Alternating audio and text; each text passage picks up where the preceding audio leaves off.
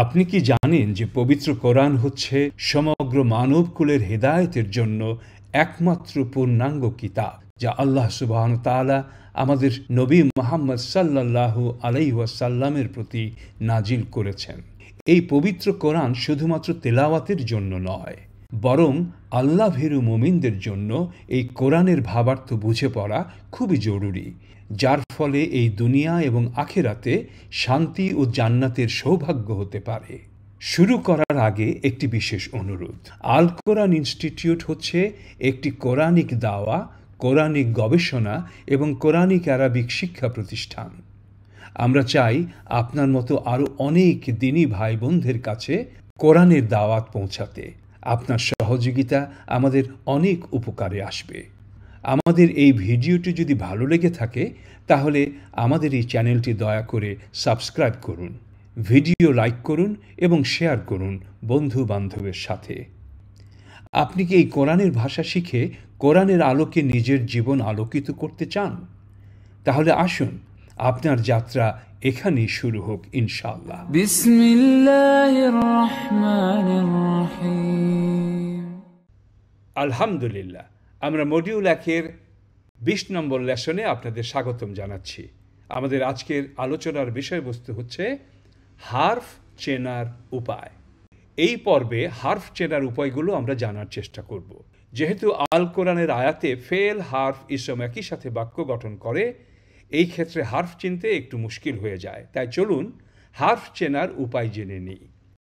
কিন্তু তার আগে যে 3টি কালিমা নিয়ে জুমলা গঠিত হয় তার অর্থগুলো আবার আপনাদেরকে স্মরণ করিয়ে দিচ্ছি।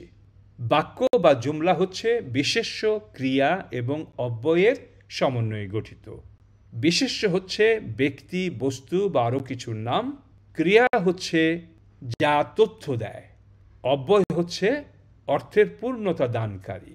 বাক্যকে আরবিতে জুমলা বলা হয়, বিশেষ্যকে আরবিতে ইসম বলা হয়, ক্রিয়াকে আরবিতে ফেল বলা হয় এবং অব্যয়কে আরবিতে হার্ফ বলা হয়।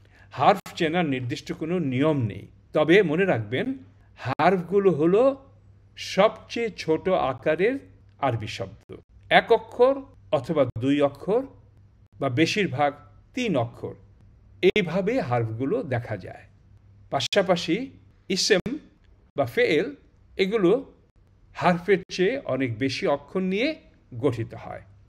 যেহেতু হার্ফ চেনার কোনো নির্দিষ্ট নিয়ম নেই, এই ক্ষেত্রে মনে রাখতে হবে আলামাতুল ইসমি এবং আলামাতুল ফেলি এই দুটো ভালো করে জানা থাকলে, অর্থাৎ যে চিহ্নগুলো দেখলে ইসম চেনা যায় এবং যে চিহ্নগুলো দেখলে ফেল চেনা যায়, এমন কোনো শব্দ যেগুলোতে এই চিহ্নগুলো নেই, ফেল অথবা ইসমের চিহ্নগুলো নেই, সেই শব্দগুলোই হার্ফ হবে। যা ইসম নয় এবং ফেল নয় তা অবশ্যই হার্ফ হবে। আরেকটি কথা, হার্ফ সবসময় শব্দের আগে বসে। আমরা এখন হার্ফ সম্পর্কে একটু ধারণা নেব। হার্ফের তালিকা। আরবিতে প্রায় 80টি হার্ফ রয়েছে। উদাহরণসহ আল কোরআনে বহুল ব্যবহৃত হার্ফগুলির তালিকা নিচে দেওয়া হলো। আসলে একটু পড়ে নিই। হারফুল জার, প্রিপোজিশন। হুরুফুল জাররি, যেমন মিন, ইলা, আলা।